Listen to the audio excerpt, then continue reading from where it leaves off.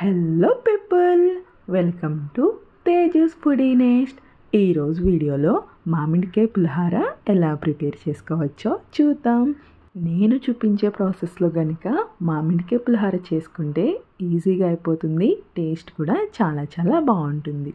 ఇంకేం తినకుండా ఈ మామిడికాయ పులిహోరతోనే కడుపు నింపేసుకుంటాం. ఇంకా లేట్ చేయకుండా కమ్మగా నోరూరించే మామిడికాయ పులిహోర ఎలా ప్రిపేర్ చేసుకోవచ్చో చూద్దాం.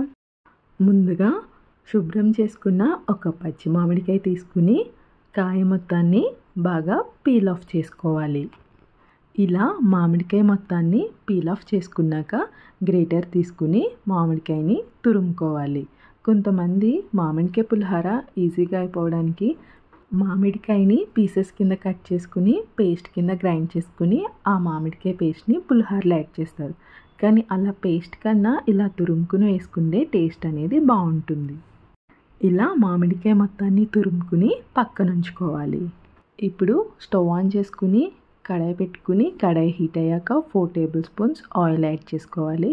ఆయిల్ బాగా హీట్ అయ్యాక 4 టేబుల్ స్పూన్స్ పల్లీలు యాడ్ చేసుకోవాలి.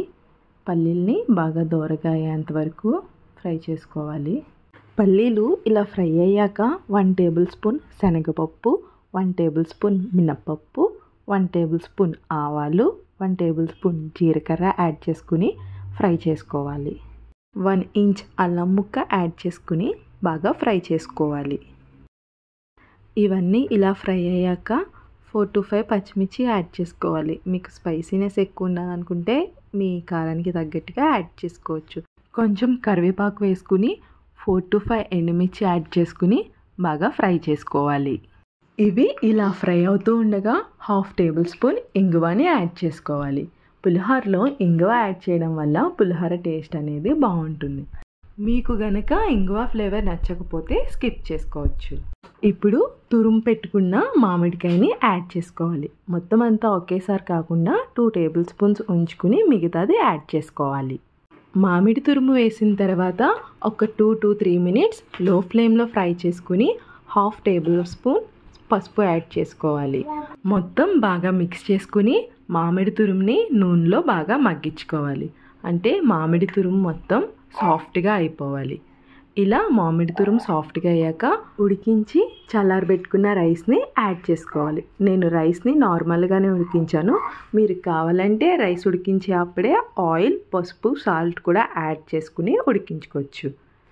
ఇలా ఉడికించుకున్న రైస్ వేసుకున్నాక 1 టేబుల్ స్పూన్ సాల్ట్ వేసుకుని బాగా మిక్స్ చేసుకోవాలి. ఇలా మొత్తం అంతా కలిసేలా బాగా మిక్స్ చేసుకుని సాల్ట్ సరిపోయిందో లేదో టేస్ట్ చూసుకోవాలి. టేస్ట్ చూసుకొని సరిపోకపోతే కొంచెం యాడ్ చేసుకోవాలి. మీలో ఈ మామిడికాయ పులిహోర అంటే ఎంతమందికి ఇష్టమో కామెంట్ చేయండి. ఇలా బాగా మిక్స్ చేసుకున్నాక కొంచెం పచ్చి మామిడి తురుము పక్కన పెట్టుకున్నాము కదా, దాన్ని యాడ్ చేసుకోవాలి.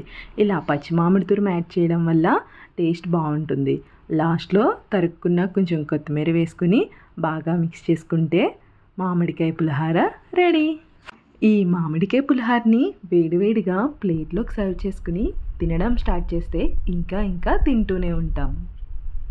మీరు ఈ మామిడికాయ పులిహోరని ఎలా ప్రిపేర్ చేసుకుంటారో కామెంట్ చేయండి. మనం పండగలకి, పూజలకి చింతపండు పులిహోర లేదా నిమ్మకాయ పులిహోరే చేసుకుంటాం కదా.